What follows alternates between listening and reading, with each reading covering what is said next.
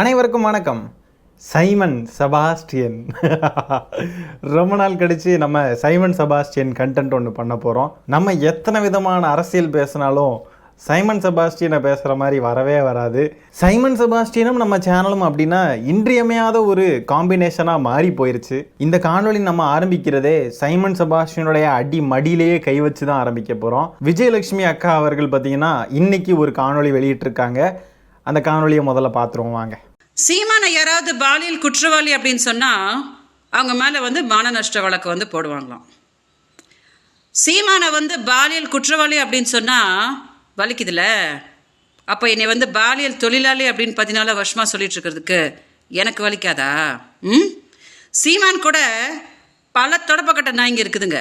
அந்த நாய்ங்களுக்குலாம் என்ன வேலைன்னா போய் சேனலாக உக்காந்துங்கன்னு சீமானுக்கு வக்காலத்து வாங்கின்னு அவங்க கர்நாடகாவில் இத்தனை திருமணம் பண்ணியிருக்கிறாங்க, அத்தனை திருமணம் பண்ணியிருக்கிறாங்க அப்படின்னு என்னை பற்றி அவதூறு பரப்பிக்கிட்டே உட்காந்து நிற்கிறாங்க. இந்த தொடப்பக்கட்ட நாய்ங்களுக்கெல்லாம் கேட்குறேன், உங்களுக்குலாம் அக்கா தங்கச்சியே கிடையாதாடா? உங்கள் அக்கா தங்கச்சிங்களுக்குலாம் எப்படிலாம் இருந்தால் இப்படி தான் உட்காந்து பேசிகிட்டு இருந்திருப்பீங்களா? தூ வெக்கக்கட்ட நாய்ங்களா! ஒரு பொண்ணு, தமிழ் பொண்ணு தன்னோட வாழ்க்கையை இழந்துட்டு பாவம் கஷ்டப்பட்டுட்டு இருக்குது. போன வாரம் வரைக்கும் அந்த பொண்ணை பாலியல் தொழிலாளி அப்படின்னு சொல்லிட்டு கெக்கேன்ட்டு போகிறா. உங்களுக்கெல்லாம் மனசாட்சியே கிடையாதா? இவ்வளோதானாடா ஒரு பொம்பளை பிள்ளைய நீங்கள்லாம் காப்பாற்றுறது? சீமான் கூட இருக்கிற அத்தனை நாய்ங்களுக்கும் சொல்கிறேன்னு, இந்த போர் இன்னும் முடியல. என்னை பற்றி அவதூறாக யாரெல்லாம் பேசிகிட்டு இருக்கிறீங்களோ அத்தனை பேர் மேலேயும் மான நஷ்ட வழக்கு நான் போட தான் போகிறேன். ஓகே, அதனால் எல்லோரும் தயாராக இருந்துக்கோங்க. பேசும்போது நீங்களாம் தயாராக இருந்துக்கோங்க. பெரிய ஒரு தொகையை நீங்களாம் எனக்காக கொடுக்கணும். ஏன்னா பொம்பளை பிள்ளையோட வாழ்க்கைன்னா அவங்களுக்கு அவ்வளோ விளையாட்டா போச்சா? அவெல்லாம் ஒரு ஆம்பளையாடா? அவெல்லாம் ஒரு ஆம்பளையாடா? சீமானு விசாரணை கூப்பிட்டா தனியாக வர்றதுக்கு துப்பில்ல. மொத்த கட்சிக்காரங்களையும் வச்சுக்கிட்டு உட்காந்துன்னு ஃபிலிம் காட்டின்னு உட்காந்துன்னுக்குறான். அவனெல்லாம் ஒரு தலைவன் சொல்லிட்டு இருக்கிறீங்களா? போகிற உச்சத்தில் இருக்கும் போது மதுரையில் ஒரு மாதம் கூட்டி வச்சுட்டு அவன் என்னடா பண்ணான் அவன்? மதுரை மீனாட்சி அம்மனை கும்பிட மாட்டேன், அதெல்லாம் விஜயலட்சுமிக்கு உட்காந்து பூஜை பண்ணுற அப்படின்னு சொல்லிட்டு பூஜை பண்ணிட்டு இருந்தோம்மா. 2023 எதுக்குன்னா நீ மார்ச் ஆகஸ்ட் வரைக்கும் விஜயலட்சுமிக்கு மாதம் 50,000 ரூபாய் போட்டு அப்படின்னு கேட்கறதுக்கு உங்களுக்குலாம் துப்பில்லை. என்னைய பற்றி உட்காந்து அவதூறு பேசிகிட்டு இருக்கிறீங்களா? எல்லாருக்கும் சொல்லிடுறேன். ஓகேயா, நீங்கள் எல்லாம் பண்ணியிருக்கிற பாவத்துக்கு சுப்ரீம் கோர்ட்டில் எல்லாரும் ஃபேஸ் பண்ணதான் போகிறீங்க. சீமானுக்கும் சொல்லிக்கிறேன், ஏதோ இந்த போர் முடிஞ்சு போச்சு, நான் சுப்ரீம் கோர்ட் போனேன்னா ஓடியே போயிட்டா அப்படின்னு நினச்சிட்டு வாழெல்லாம் ஆட்டவே வேண்டான்னு இப்போ தான் போர் தொடங்கியிருக்குது. எப்போ நீ ப்ரெஸ் முன்னாடி என்னை பாலியல் தொழிலாளி அப்படின்னு சொன்னியோ அன்றைக்கே நான் முடிவு பண்ணிட்டேன். அதனால் சுப்ரீம் கோர்ட்டில் நீ எப்படி திணற போகிற அப்படின்றது நீ பார். ஓகே, ஸோ மீடியா தயவு செஞ்சு இதை டெலிகாஸ்ட் பண்ணுங்கள். யாராவது என்னை பற்றி அவதூறாக உட்காந்துன்னு பேசுனீங்கன்னா உறுதியாக அவங்க மேலே டெஃபமேஷன் கேஸ் வரும். ஓகே, ஸோ மீடியா தயவு செஞ்சு இதை கொஞ்சம் டெலிகாஸ்ட் பண்ணுங்கள். அங்கே இருக்கிற சீமானுக்கு நிறைய நாய்ங்க இருக்குது இல்லையா? அந்த நாய்ங்கள்லாம் கொஞ்சம் இந்த வீடியோவை பார்க்கட்டும். வணக்கம். சைமனை யாராவது பாலியல் குற்றவாளி அப்படின்லாம் சொன்னால் அவர் கேஸ் போடுவாங்களாம் அவங்க கட்சிக்காரங்களாம். ஆனால் விஜயலட்சுமி அக்கா அவர்களை பார்த்து பாலியல் தொழிலாளி அப்படின்லாம் சொன்னதுக்கு சைமன் மேலே என்ன கேஸ்? சைமனுடைய கட்சிக்காரங்க நிறைய பேர் பேசிகிட்டு இருக்காங்க. இந்த யூடியூப் சேனல் நடத்துகிற நிறைய பேர் பேசிக்கிட்டு இருக்காங்க. பாலியல் தொழிலாளி, அவங்க அத்தனை பேர் கூட கல்யாணம் பண்ணிக்கிட்டாங்க அப்படி இப்படின்னு சொல்லி அவதூறாக பேசிக்கிட்டு இருக்காங்க. அப்போ அதெல்லாம் பேசுனதுக்கு இந்த நபர்கள் மேலெலாம் என்ன கேஸ்? சரி, அடுத்ததாக பார்த்தீங்கன்னா 22 மார்ச் அன்னைக்கு, அதாவது நேத்தைக்கு சைமன் செபாஸ்டியன் ராமேஸ்வரத்தில் ஒரு மாபெரும் ஆர்ப்பாட்டம் நடத்தியிருக்கான். என்ன ஆர்ப்பாட்டம், எதுக்காக அப்படின்னு பார்த்தீங்கன்னா, இலங்கை சிங்கள இனவரி கடற்படையால் தமிழ் மீனவர்கள் தொடர்ச்சியாக கைது செய்யப்படுவதை கண்டித்து ஆர்ப்பாட்டம். இதில் யாரை கண்டிப்பான்? பாஜகவை தானே கண்டிக்கணும், மத்திய அரசை தானே கண்டிக்கணும். ஆனால் மத்திய அரசை இவன் கண்டித்த மாதிரியே இல்லை. யாரை கண்டிக்கிறன்றதை மென்ஷன் பண்ணாமலே ஒருத்தன் கண்டிக்கிறான். இதை எப்படி எடுத்துப்பாங்க அவன் கட்சி தொண்டர்கள்லாம்? திமுக தான். அதே மாதிரி அவன் பார்த்தீங்கன்னா பேட்டி கொடுக்குறப்போவும் திமுகவை தான் சாடுற மாதிரி பேசுகிறான். நம்ம அடுத்ததை பற்றி பார்ப்போம். அதுக்கு முன்னாடி நீங்கள் இந்த புகைப்படத்தை பாருங்கள். இந்த புகைப்படத்தில் இருக்கிற நபர்கள்லாம் யார் யார் அப்படின்னா எல்லாமே ஜாதி சங்க தலைவர்கள், ஜாதி சங்கத்துடைய பிரதிநிதிகளாக இருக்கிறவங்க. இவங்க எல்லாருமே நாம் தமிழருடைய நல்ல இணக்கமாக இணைஞ்சு செயல்படுறாங்களாமா. அதாவது மேடையிலலாம் ஏறி ஜாதி பார்த்து நாங்கள் பழக மாட்டோம், ஜாதி பார்த்து போடும் ஓட்டு எனக்கு தீட்டு, இப்படிப்பட்ட டயலாக்லாம் விடுறது.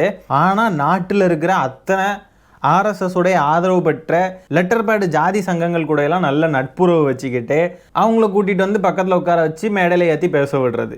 முதல் நாள் எனக்கு ஆமக்கறி 28 கிலோ அனுப்பிட்டாரு. சாப்பாட்டு மேசைன்னா மூடிட்டு நீ சாப்பிட வேலையை பாக்குறியா? இந்த வீடியோ எடிட் பண்ண நபர் வேற லெவலாக பண்ணியிருக்காப்புல. அதை மேலே பாதிங்க செஸ்ட் வரைக்கும் கவர் ஆகிருக்கு சைமன் செபாஸ்டியனுக்கு. கீழே கை பார்த்தீங்கன்னா காலை பிடிச்சிட்டு இருக்கு முட்டியை. அது பார்க்குறதுக்கு உண்மையாகவே உட்காந்துருக்கிற மாதிரி இருக்குங்க. அது ஒரு மாதிரி இப்படி நல்லா இருக்கு. நாள் எனக்கு ஆமைக்கறி 28 கிலோ அனுப்பிட்டாரு.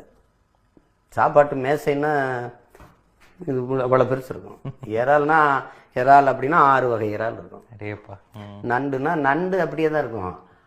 அப்படியே முழு நண்டா இருக்கும். பிளந்து பார்த்தா உள்ளுக்குள்ள மாதிரி எப்படி சமைப்பாங்கன்னே தெரியாது. அடுத்ததாக சைமன் செபாஸ்டியன் இன்னொன்று சொல்லியிருக்காப்புல. என்ன தெரியுமா? தொகுதி மறுசீரமைப்புக்கு அனைத்து மாநில முதலமைச்சர்களையும் அழைத்து கூட்டம் நடத்தும் தமிழ்நாட்டு முதலமைச்சர் மீனவர்களின் உரிமையை மீட்க ஏன் அழைப்பு விடுக்கவில்லை அப்படின்னு சொல்லி கேள்வி கேட்டிருக்காப்புல. தெலுங்கானா, கர்நாடகா, பஞ்சாபு, மேற்கு வங்கள மாநிலத்தவர்களெல்லாம் எப்படி தமிழ்நாட்டு மீனவர்களுடைய பிரச்சனைக்கு ஒன்றா கூட்டி அவங்க கூட இதை பற்றி பேசி இதற்கு எதிர்ப்பு தெரிவிக்க முடியும்? முதல்ல அவங்கெல்லாம் வருவாங்களா? பிஜேபி கிட்ட காசு வாங்கியிருக்கோன்றதுக்காக எப்படியெல்லாம் மடமாற்றி விடுற வேலையை பார்க்குறான் அப்படின்றத பார்த்துக்குவாங்க. மீனவர் நலனுக்காகலாம் எம்பிக்கள்லாம் நாடாளுமன்றத்தில் பேசிக்கிட்டு தான் இருக்காங்க. அவை ஒத்திவைப்பு நடந்துக்கிட்டு இருக்கு. இதெல்லாம் இந்த ஆளுக்கு தெரியுமா தெரியாதா? இதையெல்லாம் கண்டிக்கிற விதமாக பாஜகவை கண்டிச்சு இது வரைக்கும் ஒரு அறிக்கையாவது விட்டுருப்பானா இவன்? மதியம் சாப்பாட்டுக்கு வந்துரு சரியா அப்படின்னு சொல்லி நம்ம கூப்பிட்டோன்னா காலையில ஏன் சாப்பிட்றதுக்கு என்னை கூப்பிடல அப்படின்னு சொல்லி கேட்குற மாதிரி இருக்குது. இப்போ நம்ம இதே மாதிரி கேட்போமா? மீனவர் பிரச்சனைக்கு நீ கூட்டம் கூட்டுறிய, மும்மொழி கொள்கைக்கு எதிர்ப்பு தெரிவித்து நீ ஏன் கூட்டம் கூட்டலை? இந்த தொகுதி மறுசீரமைப்பு அதாவது டீலிமிட்டேஷனை எதிர்க்கிறதுக்காக நம்ம முதலமைச்சர் அவர்கள் எல்லா கட்சிக்கும் அழைப்பு கொடுத்தாரே, நீ ஏன் அதில் கலந்துக்கல? இதனால தான் இவனை பாஜகவுடைய புரோக்கர்னு சொல்கிறோம். பாஜகவை எதிர்க்க வேண்டிய இடத்துல கூட அதை அப்படியே திசை திருப்பி திமுகவை எதிர்க்கிறான் பார்த்தீங்களா? பாஜகவை காப்பாற்றுறது தான் சைமன் செபாஸ்டியனுடைய முழு நேர வேலையே. இவன் பேசுறது எல்லாத்துக்குமே அப்படியே இழிச்சிக்கிட்டு பல்ல காட்டிக்கிட்டு இருக்கிறதுக்கும் ஒரு பக்கவாதம் பிடிச்ச குரூப் இருக்குது. மீனவர் பிரச்சனையை பற்றி நாடாளுமன்றத்தில் பேசாமல் இருக்காங்களா? சுத்தமாக அரசியலே தெரியாமல் என்னத்துக்கு இந்த ஆள் இப்படி பொது வழியில் உளறிக்கிட்டு இருக்காப்புல.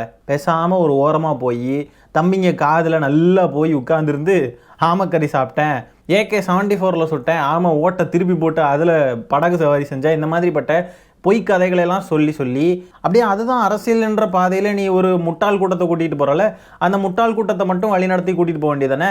இப்படிப்பட்ட ஒரு நபருக்கு அரசியல் தான் ஒரு கேடு. நாம் பல தடவை கேட்டுட்டோம், மறுபடியும் கேட்போம்.